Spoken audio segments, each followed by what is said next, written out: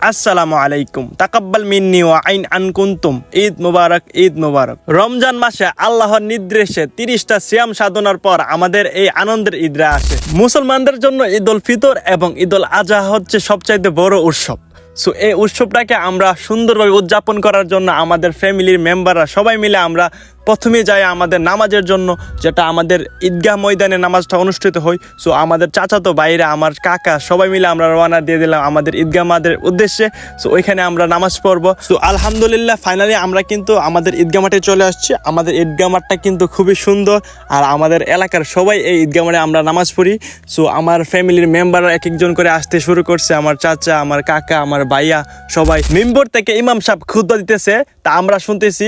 Cause of ঈদের খুতবা কিন্তু শোনাটা ওয়াজিব।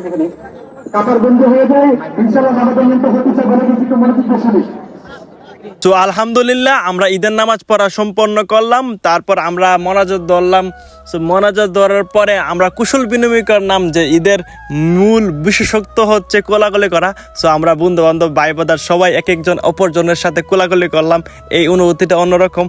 তারপর একটা ফটো তুললাম আমাদের বংশের সবাই মিলে। দেন আমরা চলে গেলাম গুরুস্থানে কবর জিয়ারত করার জন্য। গুরুস্থানে কবর জিয়ারত করার শেষে আমরা ডাইরেক্ট চলে গেলাম